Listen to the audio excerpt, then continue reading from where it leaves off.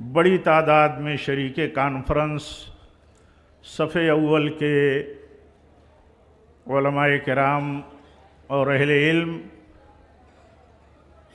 جامعات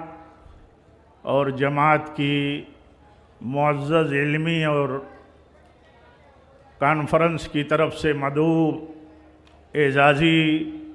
شخصیات جو اسٹیج پر جلوہ افروز ہیں اور مسلک سلف اور ملت کے دردمندان جو اس عظیم الشان باوقار کانفرنس میں ملک کے خطے خطے اور صوبے صوبے سے یہاں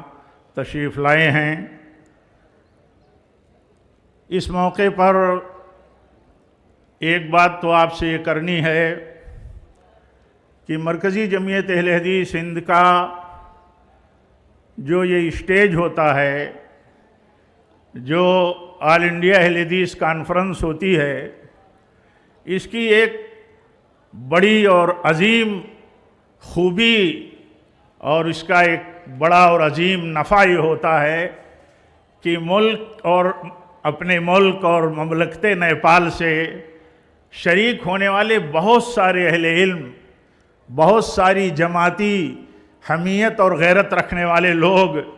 اس لیے بہت بڑی تعداد میں مشقتیں اور کلفتیں اٹھا کر کے شریک ہوتے ہیں کہ یہاں ملک کے خطوں سے، ملک کے الگ الگ حصوں سے، چہار جانب سے شریک ہونے والوں سے ملاقات کا موقع ملے گا اور بھرپور موقع ملے گا۔ یہ چیز ہم لوگ ملک کے مختلف حصوں میں ہونے والے بڑے بڑے پروگراموں میں، کانفرنسوں میں، سیمیناروں میں نہیں پاتے، اس لیے یہ بہت بڑی خوبی ہے۔ اس اعتبار سے بھی مرکزی جمعیت اہل حدیث ہند کی طرف سے آل انڈیا اہل حدیث کانفرنس کا انعقاد بڑا معنی خیز ہے، بڑا مفید ہے۔ علماء کا علماء سے ملنا، علماء جو علماء کی قدر جانتے ہیں، ان کے مقام اور حیثیتوں کو جانتے ہیں، ان سے محبتیں کرنے والے حقیقت میں علماء سے علماء ہی ہوتے ہیں، تو ان سے ملاقات جماعتی نسبت پر، مسلک کی نسبت پر، عقیدے کی نسبت پر، دین اور علم کی نسبت پر، دعوت کی نسبت پر، یہ بہت عظیم چیز ہے۔ یہ چیز ہم کہیں نہیں پا سکتے، نہ کہیں یہ چیز دیکھی جاتی ہے۔ اگر میں یہ کہوں تو حق بجانب ہوں گا، شاید حق بجانب ہوں کہ ہمارے اپنے صوبوں اور علاقوں میں ہونے والی کانفرنسوں میں بھی ان علاقوں اور صوبوں کے لوگ اتنی تعداد میں نہیں شریک ہوتے جتنی بڑی تعداد میں مرکزی جمعیت اہل حدیث ہند کی آل انڈیا اہل حدیث کانفرنس میں ان صوبوں سے لوگ آ کر کے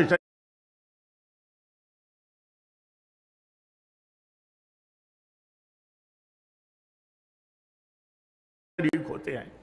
تو یہ ایک پہلو، یہ جو میں محسوس کر رہا تھا، میں نے آپ کے سامنے رکھنا مناسب سمجھا، اور میں سمجھتا ہوں کہ شاید یہ ہمارے اپنے دل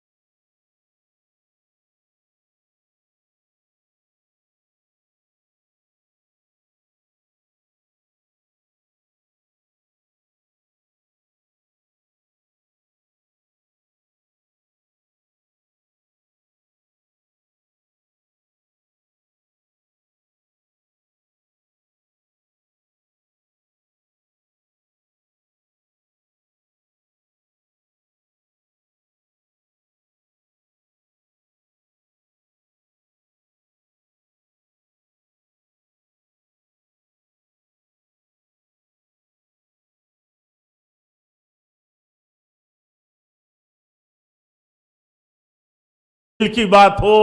اور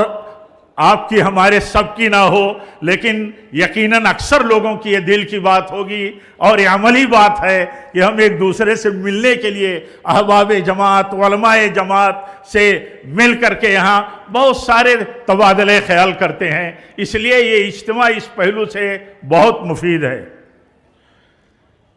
یہ اجتماع جماعت کے پلیٹ فارم سے، مرکزی جمعیت اہل حدیث کے پلیٹ فارم سے یہ 35واں اجتماع ہے۔ یہ 35واں اجتماع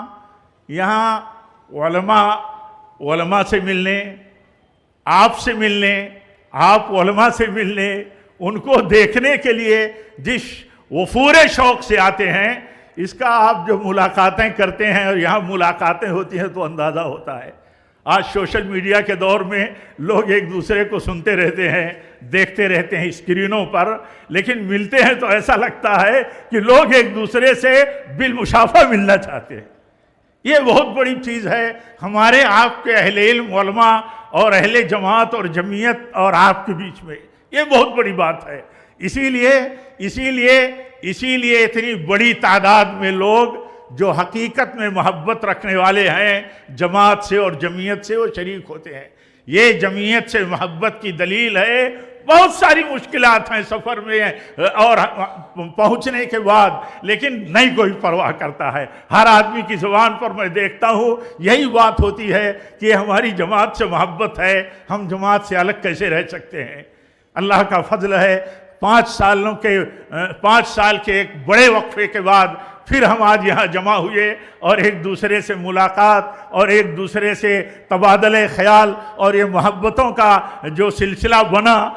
اس کی بنیاد پر میں مبارکباد دیتا ہوں مرکزی جمعیت اہل حدیث ہند کے امیر محترم اور ان کی ٹیم کو کہ انہوں نے کافی کوششیں کر کے، محنتیں کر کے اتنے عظیم کانفرنس کا اہتمام کیا ہے۔ اللہ تعالیٰ اخلاص دے ہم سب کو اور ہم سب کی کوششوں کو مفید اور برابر کرے۔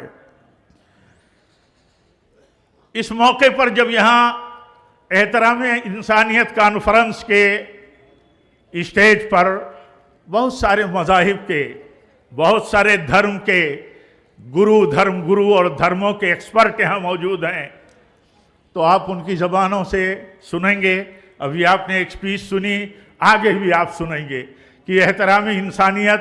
مختلف مذاہب کے ہاں کیا کنسپٹ ہے اس کا، کیا مفہوم ہے اس کا اور کیا تقاضے ہیں اس کے۔ ابھی بہت اچھی بات لگی کہ آپ نے کہا مجھ سے پہلے دھرم گرو نے کہ ہم سننے کے بعد اس کی جو کچھ سنیں اس کو اپنی زندگی میں اپلائی کریں۔ میں نے کہیں دیکھا امام ابن تیمیہ رحمۃ اللہ علیہ کی ایک بہت عظیم بات، وہ کہتے ہیں اہل السنہ ہم عالم بالحق و اکرم بالخلق۔ امام ابن تیمیہ رحمۃ اللہ علیہ فرماتے ہیں اہل سنت یہ سب سے زیادہ حق کا علم رکھتے ہیں، سب سے زیادہ حق کا علم اہل سنت، اور اہل سنت جو حقیقت میں اہل الحدیث ہی اصل اہل سنت ہیں، ان کے پاس حق کا علم سب سے زیادہ ہے دوسروں کے مقابل میں، اور یہ مخلوق کے ساتھ سب سے زیادہ کریم ہیں، سب سے زیادہ اچھا برتاؤ کرنے والے ہیں، سب سے زیادہ رحم کرنے والے ہیں، سب سے زیادہ ان کے حقوق کو جاننے والے ہیں، اور سب سے زیادہ مخلوق کا احترام دائرے میں رہتے ہوئے کس طرح کرنا ہے سب سے بہتر ڈھنگ سے یہی جانتے ہیں۔ تو مجھے بڑا اچھا لگا کسی تجربے کار، کسی ایکسپرٹ، کسی گراؤنڈ کے آدمی کی یہ بات ہوتی ہے کہ جب وہ کوئی میسج دیتا ہے تو یہ کہتا ہے کہ یہ میسج انفارمیشن کے لیے نہیں ہے، صرف یہ میسج امپلیمنٹ کے لیے ہے، اس کی اپلائی ہونا چاہیے۔ اور اسی لیے میں یہ کہوں گا اپنے آپ سے، آپ سب سے، سارے معززین سے کہ اہل الحدیث ہی اصل اہل سنت ہیں اور یہی اصل اسلام والے ہیں۔ ہم اگر حقوق انسانیت کو جانتے ہیں اور اسی طرح حقوق اہل ایمان کو جانتے ہیں، اہل علم کو جانتے ہیں اور اسی طرح علماء کو جانتے ہیں، جماعت اور جمعیت کو جانتے ہیں، تو اس کو برتنا ضروری ہے، برتنا۔ معلومات کوئی چیز نہیں، معلومات میں تو مغضوب قوموں کے پاس سب سے زیادہ علم ہے۔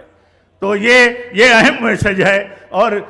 1 منٹ میں اپنی بات ختم کروں گا۔ ناظم اسٹیج آگے مجھے 10 منٹ کا وقت بارہ دیا تھا آپ نے، لیکن بہت تھا۔ میں تو درخواست کر رہا تھا اپنے ذمہ داروں سے کہ میرا وقت زیادہ مفید جن کو بولنا ہے انہیں دیا جاتا تو مجھے زیادہ خوشی ہوتی، لیکن کانفرنس میں شریک تھا اور حکم کا پابند ہوں تو مجھے حاضر ہونا پڑا۔ ایک بات اور کہوں گا، احترام انسانیت کے نام پر، احترام انسانیت ایک اسلام کا بنیادی پہلو ہے۔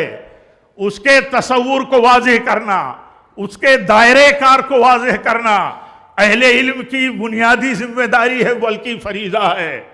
احترام انسانیت اسلام کا ایک بنیادی پہلو ہے، اس کے دائرے کار کو واضح کرنا بہت ضروری ہے، بڑا نازک پہلو ہے۔ موضوع جیسے وقت کے تقاضے کا سب سے اور بڑا بنیادی اور اہم موضوع ہے، ویسے اس کے پہلوؤں پر نظر رکھنا، غور کرنا، اس کو سمجھنا سمجھانا اس سے زیادہ اہم موضوع ہے۔ کہیں احترام انسانیت کے نام پر عقیدہ برباد نہ ہو،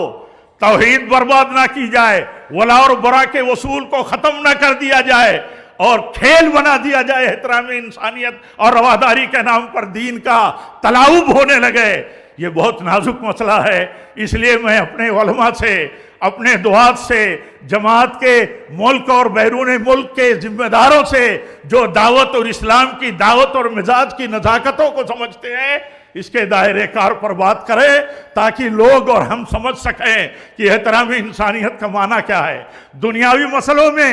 دنیاوی معاملات میں احترام انسانیت کا تقاضا یہ ہے کہ سب برابری ہو، عدل ہو، انصاف ہو، حسن سلوک ہو، اخلاق اور مروتیں ہوں، ظلم نہ ہو، کسی پر ظلم نہ ہو۔ ہمارے نبی صلی اللہ علیہ وسلم نے بات کہی ہے، میں دوسرے دھرم کے گروؤں اور ایکسپرٹ سے کہوں گا کہ اللہ کے نبی نے فرمائی ہے یہ بات کہ ظالم کے خلاف کافر اور نان مسلم کی بد دعا قبول ہوگی اگر ظالم مسلمان بھی ہو۔ ظالم مسلمان بھی ہوگا تو غیر مسلم کی بد دعا اس کے خلاف قبول ہوگی۔ اسی سے آپ سمجھ سکتے ہیں کہ اسلام کے ہاں انسانیت کے ساتھ عدل اور ان کے خلاف ظلم سے بچنے کی کتنی بنیادی تعلیم ہے۔ اور ایک بنیادی تقاضا جو میں کہنا چاہوں گا وہ چھوڑا نہیں جا سکتا، انسانیت کے احترام کا تقاضا یہ ہے کہ انسانیت کے فلاح و بہبود کی بات ہو، اور انسانیت کے فلاح و بہبود کا انحصار ایک اوپر والے اللہ کی عبادت اور توحید میں منحصر ہے۔ یا ایھا الناس قولوا لا الہ الا اللہ تفلحوا۔